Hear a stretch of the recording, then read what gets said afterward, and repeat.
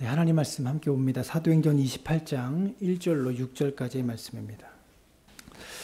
예수 믿는 사람들이요, 때로 이런 생각을 합니다.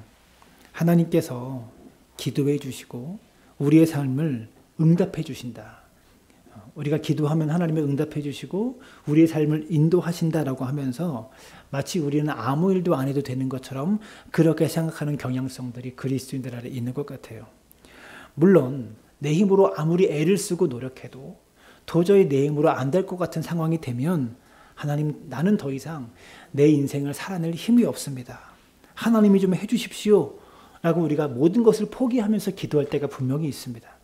그러나 우리를 향한 하나님의 인도하심과 하나님의 도우심과 하나님의 구원은요, 우리가 흔히 기대하는 것처럼 손 대지 않고 코 풀 수 있는 방식으로, 누워있으면 떡을 먹을 수 있는 방식으로 그렇게 하나님의 역사는 일어나지 않는다라는 겁니다.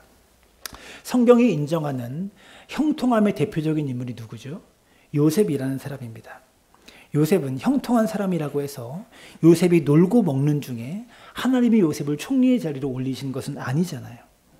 아브라함, 모세, 다윗, 다니엘, 성경의 어떤 인물도 순종의 과정 없이 어렵고 힘든 고난의 과정, 그 과정들 없이 약속을 성취하는 삶을 살았던 인물은 한 명도 없습니다.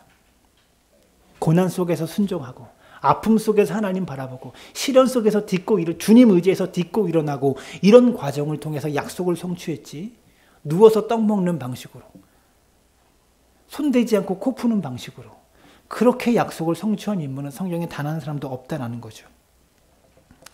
그리고 이 말을 다르게 표현하면 그들이 인생에 아무리 어려운 풍랑을 만나고 아무리 힘든 일을 만나고 아무리 큰 고난의 삶을 살았다고 할지라도 결국 그들의 삶 속에 하나님의 약속이 이루어졌다라는 겁니다.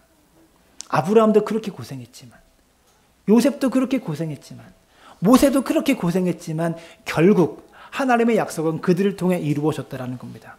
저는요, 이렇게 강조하고 싶습니다. 하나님의 약속의 백성에게도, 여러분에게도 고통이 찾아온다는 것과 아무리 고통이 심하더라도 하나님의 약속의 백성은, 그리고 여러분에게는 그 약속이 반드시 이루어진다라는 겁니다. 이해가 되십니까? 아무리 믿음의 사람이라도 고통이 찾아온다는 것과 아무리 고통이 심하더라도 믿음의 사람에게 하나님의 약속이 이루어진다라는 사실 말입니다. 오늘 말씀은 사도행전 27장과 28장을 통해서 바울이 만났던 풍랑에 대한 이야기, 그 이야기를 여러분과 함께 나누고 싶습니다. 바울은 복음을 전하는 사도로서, 목회자로서, 선교사로서 자유롭게 일하지 못하고 복음을 전하지 못하고 로마의 공권력에 사로잡혀가지고요, 죄수의 신분으로 로마로 호송되는 과정 속에 있습니다. 배를 타고 죄수의 신분으로 로마에 호송되어지고 있는 이 과정인데요, 이 자체가 바울의 삶에 찾아온 풍랑입니다. 얼마나 힘든 일이겠습니까? 하루아침에 사도에서 죄수의 신분으로 전락한 이 일이 얼마나 힘든 일이었겠습니까? 그런데 그 호송되는 과정 속에서 바울은 또 무엇을 만나요? 풍랑을 만나게 됩니다. 죽음의 위기를 넘나드는 풍랑을 만나게 되죠. 우리는 바울이 어떤 배경을 가지고 있는 사람인지 잘 알고 있습니다. 바울은 기독교인을 잡아다가 감옥에 가두려고 다메섹으로 가는 길에 부활하신 예수님을 처음 만났던 사람입니다. 그리고 바울을 향한 하나님의 계획을 하나님이 아주 구체적으로 바울에게 알려주셨어요. 내 이름을 이방인과 임금들과 이스라엘 자손들에게 전하기 위해서 내가 택한 사람이 바울이다. 바울을 향한 하나님의 뜻을 하나님이 알려주셨다고요. 그리고 이 일을 하는 과정 속에서 이방인들에게 바울이 복음을 전하는 이 과정 속에서 얼마나 큰 고난과 아픔을 당할 것인지를 주님은 또 말씀하셨습니다. 사도행전 9장 16절을 보시면 바울에게 아직 먼 미래의 일인데, 이제 회심하고 이제 변화된 바울인데 뭐라고 바울에게 말씀하시냐면, 그가 내 이름을 위하여 얼마나 고난을 받아야 할 것을 내가 그에게 보이리라. 이방인과 왕들과 임금들에게 복음을 전할 사람으로 바울을 택하셨는데 뭐라고 말해요? 그가 나의 일을 위하여 얼마나 큰 고난을 받게 될 것인가를 내가 보여줄 거야. 이렇게 말씀하셨다고요.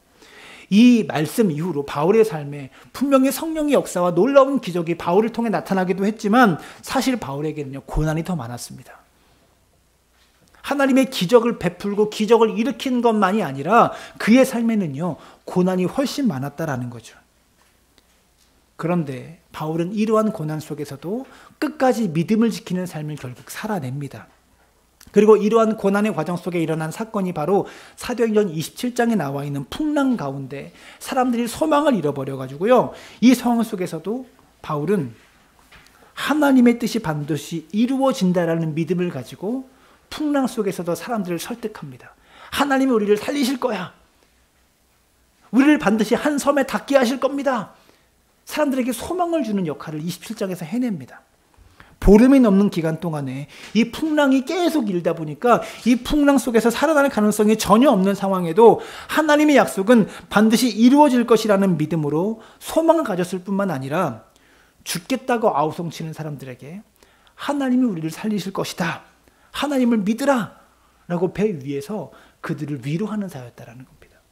죄수가 죽음에 두려워하고 있는 사람들을 위로합니다. 여러분, 믿음이 소망이고요, 믿음이 힘입니다. 사람들은요, 믿음이 별것 아니라고 생각합니다. 근데 여러분, 기독교 역사를 보면요, 신앙 때문에, 이 믿음 때문에 자기의 목숨을 걸고 순교한 사람이 얼마나 많은지 모릅니다. 여러분, 돈은 그나마 내게 유익이라도 가져다 주죠. 돈은 뭔가 나에게 유익이라도 가져다 줘요. 편안한 삶을 보장해 주고요, 내 처자식을 살리고요, 가족들을 먹고 살게 하는 힘이 돈에게는 있죠. 근데 믿음은요, 내게 가져다 주는 유익이 아무것도 없어요. 믿음이 여러분에게 뭘 줍니까? 그런데요, 아무것도 가져다 줄 것이 없는 그 믿음 때문에 목숨을 걸고 자기의 생명을 그 믿음 때문에 포기하는 사람이 있다라는 거죠. 여러분, 돈이 있다고, 권력이 있다고, 힘이 있다고, 능력이 있다고 해서 모든 일에 담대할 수 있는 것이 아닙니다. 바울은 그 믿음 때문에 풍랑 앞에서 생명을 걸고 사람들을 위로합니다. 생명을 걸고 믿음 때문에 하나님을 붙잡습니다. 여러분, 믿음은 큰 힘입니다. 사람들은요, 모든 것을 가지고도 불안하게 인생을 살아가고 있는데 아무것도 가지지 못한 바울은요, 풍랑 앞에서 담대할 수 있었고요, 죽음의 위기를 맞설 수 있는 힘이 어디서 왔느냐? 믿음에서 온 거예요. 믿음은 힘입니다. 믿음이 주는 힘은 매우 큽니다. 이 사실을 믿으시기를 바랍니다. 우리가 가지고 있는 믿음이 별것 아닌 것 같지만 이 믿음 때문에 세상 모든 것을 가진 사람이 살아낼 수 없는 삶을 우리는 살아낼 수 있다고요. 이겨낼 수 있고요, 견뎌낼 수 있는 것입니다. 바울이 탄 배는 망망대해 바다 한복판에서 보름 동안이나 태풍이 부른 대로 이리저리 떠밀려 다닙니다. 바람이 부른 대로 이리저리 떠밀려 다니다가 이제 배가 산상조각나서 완전히 거의 깨질 지경에 다가왔습니다. 그나마 어떤 육지에 가까워지는 시점에서 배가 다 부서지고 깨져 버려가지고요, 배에 탄 사람들이요, 깨어진 배 조각을 붙잡고, 이해가 되세요? 깨진 배 조각, 다 나무로 됐잖아요, 배가. 깨진 배 조각 붙잡고 결국 거기 매달려가지고요, 헤엄쳐서 육지에 상륙할 수 있었습니다. 이때 육지에 상륙한 사람이 276명이에요. 후에 알고 보니 그들이 상륙한 섬이 멜리데라는 섬이었습니다.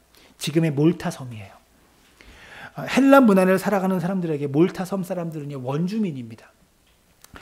여기서 원주민이라는 말은요, 그 당시 국제 공용어였던 헬라어나 그리스어를 못 쓰는 사람들, 자기들만의 언어를 가지고 그 지역 안에 살고 있는 사람들을 원주민이라고 말해요. 옛날 성경 개역 한글 버전에 보면요, 원주민이라는 말 대신 무슨 단어를 썼냐면 이들에게 토인이라는 말을 썼어요. 토인. 근데 토인이라고 말하든 원주민이라고 말하든 미개한 사람들이라는 어감을 분명히 가지고 있는 거죠. 헬라 문명과 상관없는 미개한 사람들, 이렇게 부르고 있는 거예요. 사실 이 시대에 가지고 있었던 사람들의 의식이 반영된 거죠. 지중해 연안에 있는 국제 공용어를 이들은 쓰지 않고 자기들끼리 자기 땅에서 자기들 말로 자기들의 문화의 삶을 살아가고 있는 사람들, 고립된 사람들, 좀 뒤처진 사람들, 그런 의미가 있었다라는 겁니다. 원주민이라는 단어 속에. 근데 반대로 이 몰타섬 사람들, 멜리데섬 사람들 입장에서는요, 지금 276명의 조난 땅에서 자기 땅에 들어온 이 사람들, 배가 부서져 가지고요, 배에 거적대기 붙잡고 그거 붙잡고 지금 자기 육지에 상륙한 이 사람들이 오히려 이상한 사람들이고 오히려 이 276명이 이방인들이죠. 이들이 불청객인 거죠. 근데 풍랑이라는 이유 때문에 섬에 있는 그 원주민들이요, 그들에게 호의를 베풉니다. 만약에 이러한 풍랑이라는 사건이 없었다면, 죽음에서 겨우 건지받은 상황이 아니었다면, 배 타고 정상적으로 들어왔다면 아마도 멜리데 섬 사람들은 경계했을 겁니다. 이들과 전쟁하려고 했을 겁니다. 그런데 오히려 풍랑 때문에 배가 깨어짐으로 말미암아 연민의 마음을, 도와주고 싶은 마음을 불러일으킨 거죠. 이때 이 멜리데 섬 사람들이 불을 피워가지고 이들을 영접했다고 성경이 기록합니다. 물에 젖었으니까 추웠을 거 아니에요. 불을 피워가지고 따뜻하게 해주고 이들을 영접합니다. 바울도 사람들 사이에 섞여가지고요, 나뭇가지 한 움큼을 들고 불을 피우려고 하는 사람들의 일을 도왔던 것 같아요. 불을 피우려면 나뭇가지가 필요하니까 나뭇가지 줍는 일을 바울도 함께 도왔던 것 같아요. 근데 나뭇가지 속에 숨어 있었던 뱀이 불의 뜨거움 때문에 갑자기 막 튀어나와가지고요, 바울의 손을 물어버렸습니다. 성경에 독사라고 표현해요. 뱀이 바울의 손을 물어버렸습니다. 그리고 뱀이 바울의 손을 물고 도망가는 게 아니라 매달려 있었어요. 꼬리로 막 감싸서 이렇게 매달려 있었는지 아니면 문채로 매달려 있었는지 매달려 있었어요. 그리고 이 모습을 곁에서 멜리데 섬 사람들이 지켜본 거예요. 멜리데 섬의 원주민들이 자기들끼리 쑥덕거리기 시작합니다. 4절은 이렇게 말하죠. 원주민들이 이 짐승이 그 손에 매달려 있음을 보고 서로 말하되 진실로 이 사람은 살인한 자로다. 바다에서는 구조를 받았으나 공의가 그를 살지 못하게 함이로다. 바울은 지금 무슨 신분이에요? 죄수의 신분이죠. 그 배에 어떤 신분으로 타고 있는 거예요? 죄수 신분으로 타고 있는 거예요. 근데 풍랑을 만나서 죽지 않고 살아났잖아요. 근데 지금 여기서 뱀에 물렸어요. 사람들이 뭐라고 말하는 거예요? 이 사람은 진짜 죄인이다. 공의가 그가 살아났지만 결국 공의가 그를 죽인다. 죽게 만들었다. 이렇게 말하는 거죠. 그래서 제가 주목하게 된 말씀이 4절 말씀 다시 보여주시면 보고 서로 말하되 라는 표현이 있죠. 보고 서로 말하되. 이들이 지금 뭘 본 걸까요? 바울의 손에 매달려 있는 뱀을 지금 본 거예요. 바울의 손을 꽉 물고 매달려 있는 뱀을 본 거예요. 근데 말은 바울에게 하는 게 아니라 자기들끼리 지금 말하고 있어요. 뭐라고 말하냐? 저 사람이 바다에서는 어떻게 겨우 살아났을지 몰라도 저렇게 뱀이, 저 무서운 독사가 바울의 손을 꽉 물고 있는 것을 보니 이건 분명히 공의의 신이 바다에서 바울을 처벌했어야 되는데 바울이 살아나니까 뱀을 통해서 바울을 죽이려고 하는 거야. 처벌하려고 하는 거야. 라고 바울을 보면서 자기들끼리 지금 얘기하고 있는 거예요. 아, 저 사람이 죄인 맞구나. 이렇게 얘기하는 겁니다. 더군다나 이 섬에 살고 있는 원주민들이 이 뱀이 얼마나 맹독성을 가진 독사인지 잘 알고 있지 않습니까? 알 것 아니에요. 그래서 이것은 분명히 공의의 신이 저 죄수를 처벌하려고 하는 것이라고 그들이 나름의 가치관을 가지고 이야기하고 있는 겁니다. 근데 원주민들이 가지고 있었던 가치관을 가지고는 이런 가치관으로는 설명이 안 되는 일이 계속 일어납니다. 바울이 뱀에 물렸는데요. 아무렇지도 않게 뱀을 그냥 탁 털어버리니까 독사가 불에 떨어져서 죽은 모양이에요.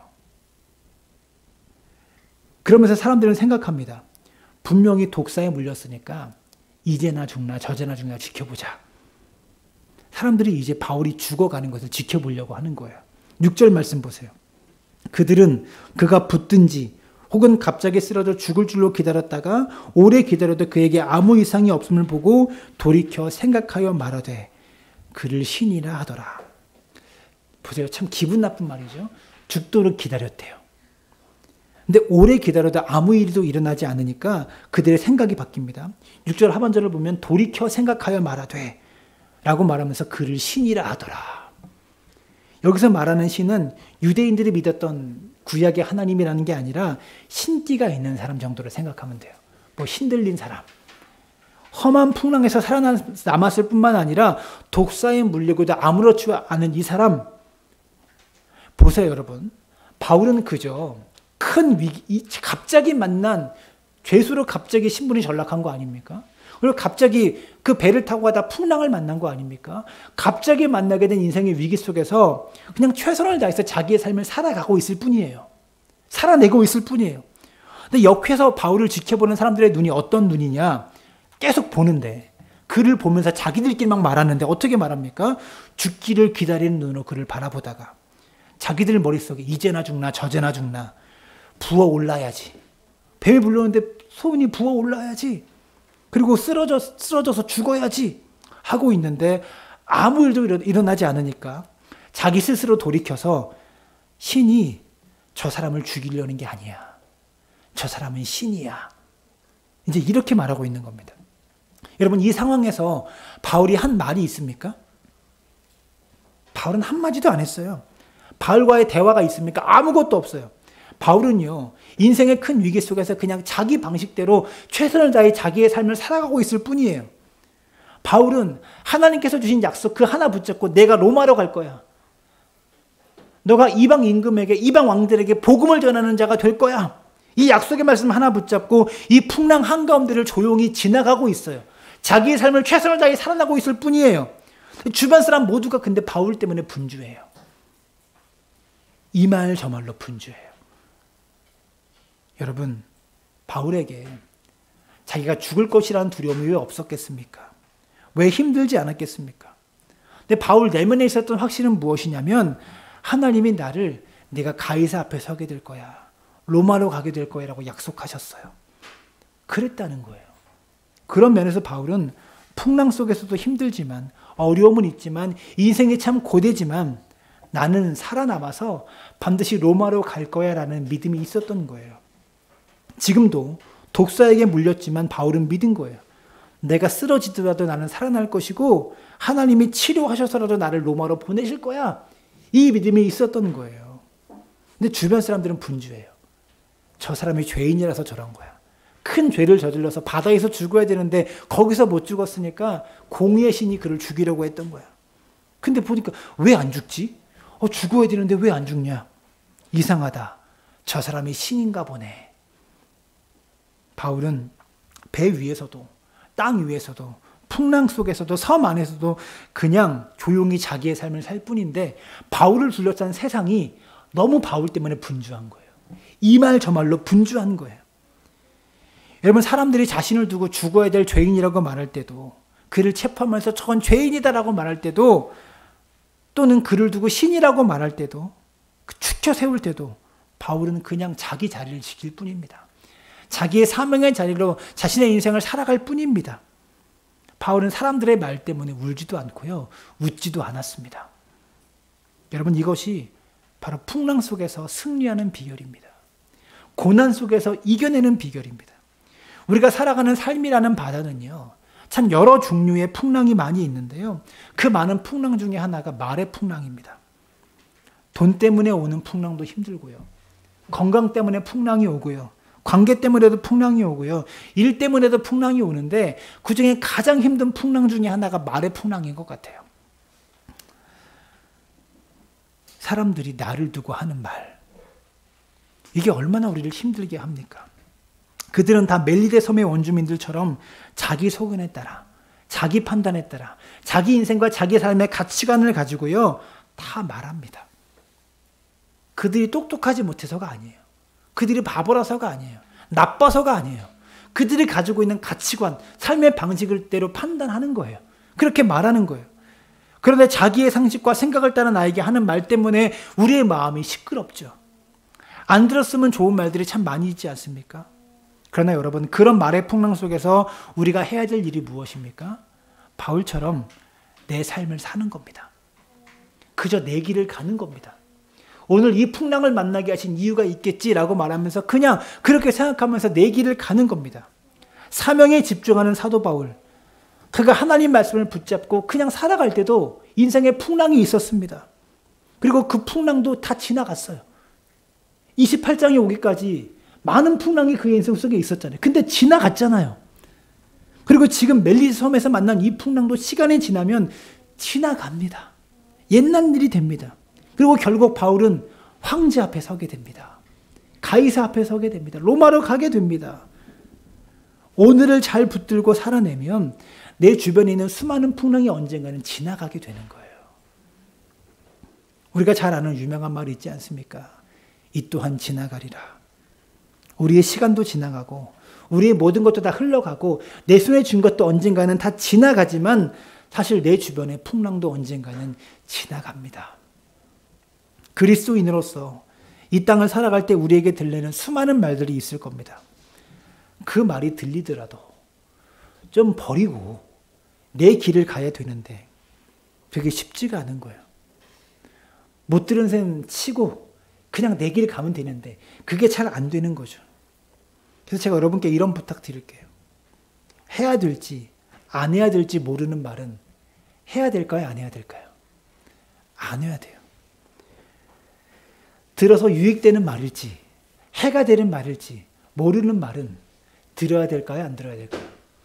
안 들어도 되는 거예요. 근데 꼭 그건 듣고 싶어. 꼭 안 해도 될 말을 그냥 하고 싶어. 이왕이면 좋은 이야기 듣고 좋은 말 하고 좋은 말씀 들어도 인생의 풍랑은 옵니다. 하나님 말씀만 골라 듣고 하나님 말씀만 내가 골라서 얘기해도 인생의 풍랑은 와요. 근데 왜 굳이 말의 풍랑까지 내가 만들고 내가 말의 풍랑을 들어서 그 소용돌이 속으로 내가 들어가냐라는 말이에요. 여러분 신앙생활 하면서 우리가 참 어려운 것 중에 하나가 사람들의 말 때문에 멀쩡하게 잘 가던 길도 안 가려고 한다는 거예요. 사람들의 말 때문에 내가 하지 말아야 될 결단을 하게 된다는 거예요. 바울을 두고 이런저런 말을 했던 멜리데 사람들의 말들이 다 끝나자마자 하나님께서 이제는 바울을 통해 일하기 시작합니다. 바울 주변에 이렇게 수군대면서 저 사람은 죽어야 돼. 죄인이니까. 그래서 뱀에 물린 거야. 그리고 아무 일도 안 일어나니까 저 사람은 신이야.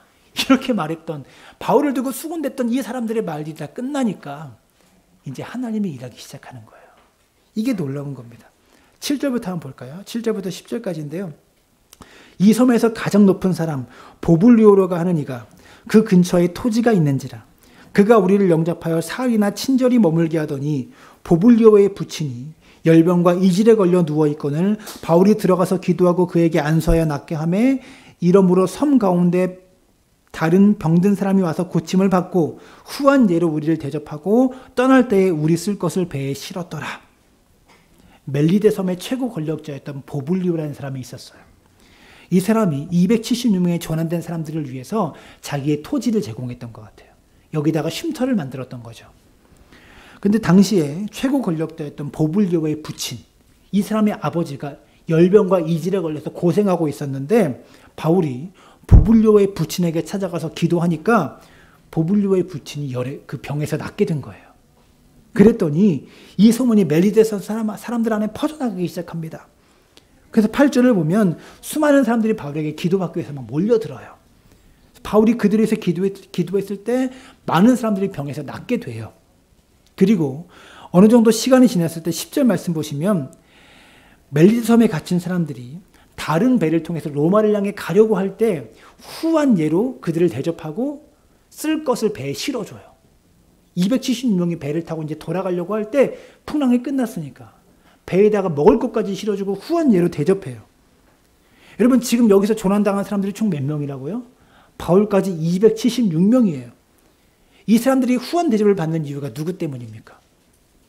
바울 때문인 거예요. 더 구체적으로 말하면 바울을 통해 일하신 하나님 때문에 이들이 후한 대접을 받고 있는 거예요. 이 276명의 사람들이 누굽니까? 바울의 말을 안 들었던 사람들이에요. 바울을 무시하고 내 말 들어야 된다라고 외쳤던 선장입니다. 바울을 무시했던 백부장입니다. 그리고 나 하나 살겠다고 그 큰 배에서 거룻배 하나 내려다가 도망가려고 했던 뱃사람들이에요. 그리고 죄수를 다 죽이는 게 낫지 않겠습니까? 라고 했던 로마의 병정들이에요. 우리라도 살려면 죄수들을 그냥 여기서 죽이는 게 낫지 않겠습니까? 이렇게 말했던 로마의 병정들이라고요. 배 위에 있을 때는 다 바울을 무시하고 업신여겼던 사람들이에요. 근데 바로 이 사람들이 누구 때문에 지금 후한 대접을 받고 있는 거예요? 바울 때문에요. 근데 어떤 바울입니까?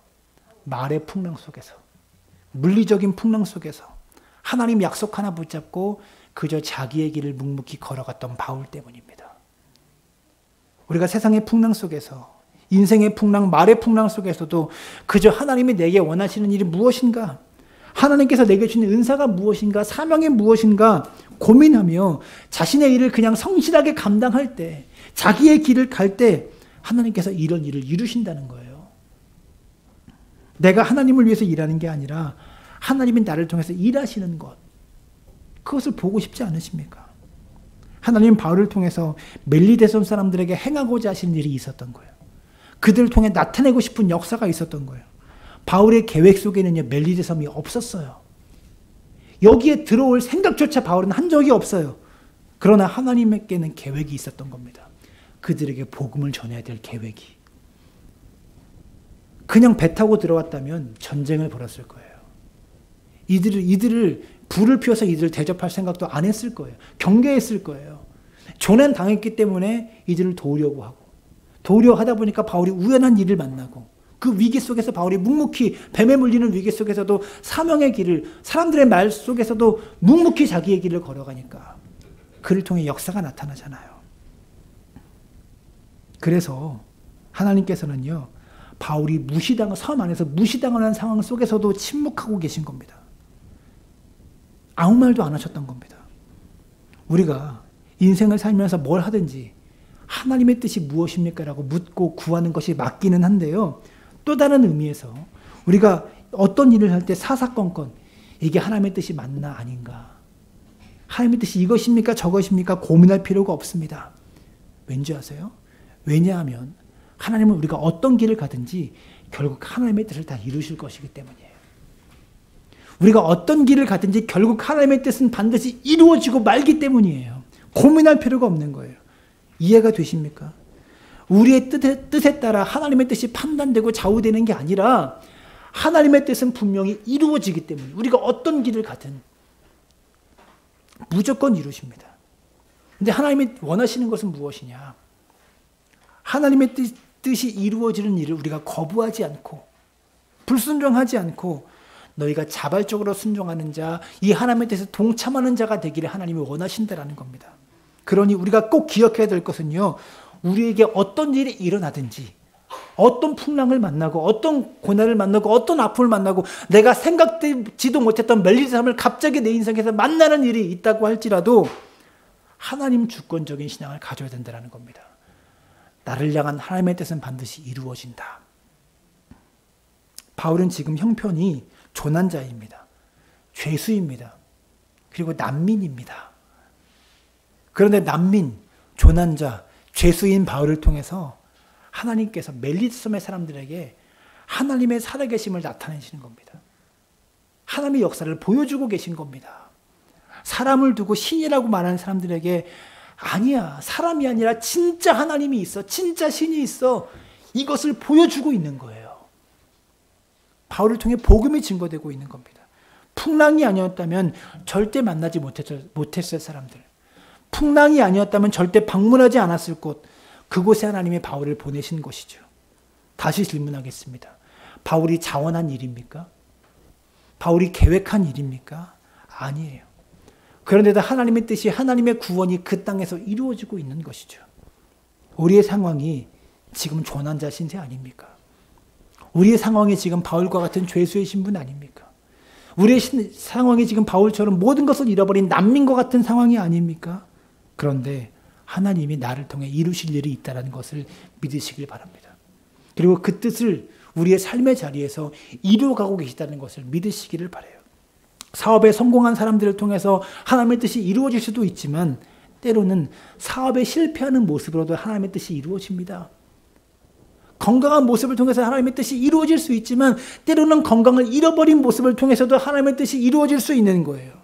물론 우리는 실패하기를 원하지 않습니다. 건강하시고 복을 많이 누리시고 돈도 많이 벌고 성공하기를 원해요. 그러나 믿어야 될 것은 뭐냐? 내가 원하는 대로 되지 않는 길에서도 하나님의 뜻은 이루어진다. 나를 향한 하나님의 약속은 반드시 이루어진다. 이 마지막 믿음까지도 우리에게 있을 때 우리는 삶에 대한 담대함을 가질 수 있는 거예요. 어떤 고난이 와도 두려워하지 않는 마음을 가질 수 있는 거예요. 요셉을 한번 보세요. 요셉이 억울한 누명을 뒤집어 쓰고 감옥에 갇힐 때도요. 이럴 때 하나님이 나타나셔가지고 요셉은 죄가 없어. 요셉은 그런 죄를 저지를 사람이 아니야. 라고 한마디 해주면 얼마나 좋아요. 그렇게 억울함을 쫙 풀어주시면 요셉이 지금 억울하게 강간범의 누명을 쓰고 감옥에 들어가는데 한마디 쫙 해줘가지고 억울함을 풀어주면 얼마나 뿌듯하겠습니까? 근데 하나님은 아무 일도 안 하세요. 한마디도 안 하십니다. 제가 성경을 읽으면서 가장 오늘 말씀을 주면서 다시 생각해 보니까요. 아마 요셉은 죽을 때까지 이 누명을 뒤집어 쓰고 살지 않았을까.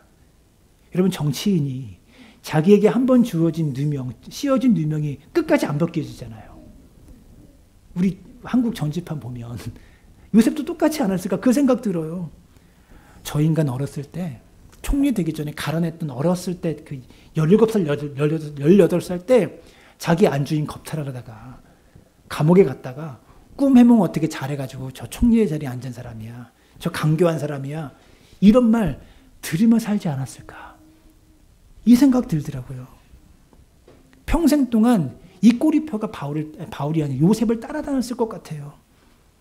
성경 어디에도 이건 사실이 아니다. 이건 거짓이다. 이 여인이 잘못됐다. 그리고 여인을 처벌하신 얘기가 성경에 안 나오잖아요. 평생 꼬리표로 따라다녔을 거예요. 요셉의 인생에. 하나님이 살아계시면 그러지 않아야 되는 것 아닙니까? 그런데 하나님은 그런 일에 개의치 않으세요. 그런 거 신경 안 쓰세요. 풍랑은 지나가는 거예요. 그냥 그렇게 지나가는 거예요. 풍랑의 흔적은 남는 거예요. 태풍이 와도 태풍의 흔적이 남잖아요. 그런데 하나님은 하나님의 종을 통해서 끝까지 하나님을 신뢰하는 사람을 통해서 하나님의 역사를 이루어 가시는 거죠. 그 뜻을 이루어 가시는 거죠. 사실 가나안 촌동네에 살았던 그 요셉이 노예로 팔려온 요셉이 애굽의 바로 왕을 만날 수 있는 길이 어디 있겠습니까? 어떻게 만나겠습니까? 어떤 사람이 요셉 좀 만나보시라고 왕에게 가서 얘기나 해주겠어요? 여러분 하나님께서 요셉을 통해서 하나님의 뜻을 이루어 가시는 방법은요. 풍랑이었습니다. 억울한 누명이었고 고난이었습니다. 엄청난 풍랑 아닙니까? 형들의 시기와 질투로 인한 풍랑이었고요. 종으로 팔려가는 풍랑이었고요. 강간범이라는 억울한 누명을 뒤집어 씌는 풍랑이었고요. 술 맡은 관리가 자기를 잃어버리는 배신당하는 풍랑이었어요. 온갖 풍랑이 지나간 뒤에 하나님의 타이밍에 딱 거기에 도착해가지고요. 하나님이 요셉을 높이시는 겁니다. 그때부터. 하나님의 시간에 딱 도착하니까. 해와 달과 11벌이 전할 수 있는 자리. 11개의 곡식단이 자기를 향해 절하는 그 자리로 높이시는 겁니다. 우리가 살아가는 세상에 참 많은 풍랑이 있는데요. 이 말의 풍랑이 보통이 아닌 것 같아요. 직장 상사가 말합니다. 야, 시키는 대로 해. 아니 그래도 일은 이렇게 해야 되는 것 아닙니까? 이게 바른 것 아닙니까? 네가 뭘 한다고 그래 건방지게. 이런 일들이 일어나는 거죠.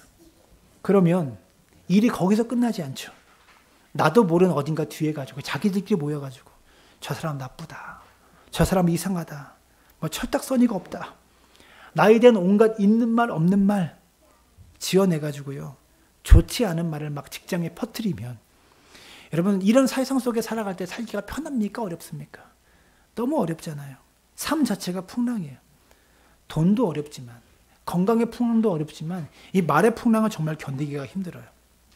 이러한 풍랑 속에서 견디고 살아낼 수 있는 힘이 어디서 온다고요? 저는 오늘 여러분에게 바울이 살아냈던 삶의 모습을 소개하는 거예요. 저 사람은 죄인이야. 저거 죽을 죄를 졌으니까 저렇게 당하는 거야.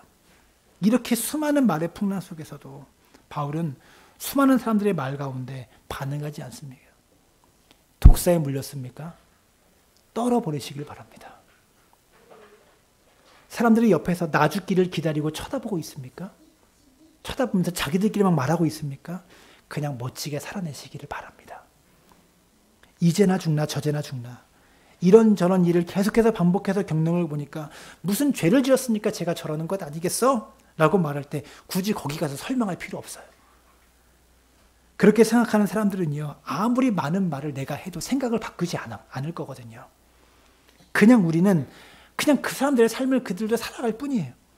그렇게 살다 보면 나중에 또 이렇게 말할 날이 있을 겁니다. 저 사람은 신이다. 그렇게 욕하다가도. 이러면서 또 우리를 엄청 떠받들면서 이야기할 날이 올 거라는 거예요. 그러면 거기서 또 우리가 으쓱해져가지고요. 나를 믿고 따라라라고 나댈 필요도 없어요. 그냥 내 삶을 살아가면 돼요. 왜냐면 우리는 신이 아니잖아요. 공의와 정의가 사람들의 말에 달려 있습니까? 하나님께 달려 있는 거예요. 권력이 있다고 해서 풍랑 앞에 당당해지는 게 아니고요. 돈이 있다고 해서 사람들을 먹여 살릴 수 있는 게 아니에요. 가만히 보세요. 바울은 외면당한 사람이에요. 소외당한 사람이에요. 모든 것이 없는 사람이에요. 아무것도 없는 빌털털이었지만 그는 풍랑 속에서도 사람들을 위로하는 자였고요. 먹이는 자였어요.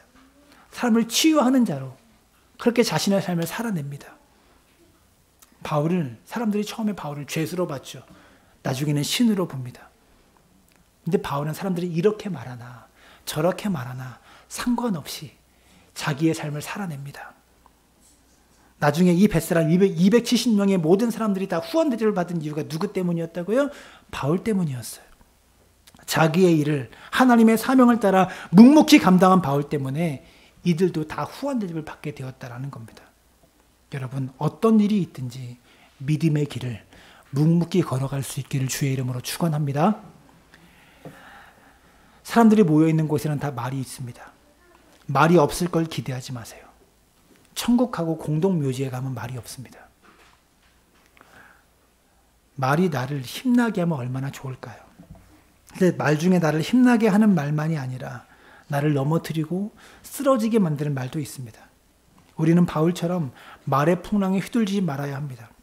오히려 풍랑 속에서도 남을 먹이는 자로, 남을 치유하는 자로 내 은사 가지고, 내 사명 가지고 자신의 삶을 살아낼 수 있기를 바랍니다.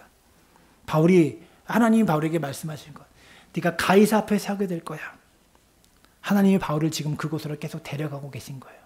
그 약속은 반드시 이루어집니다.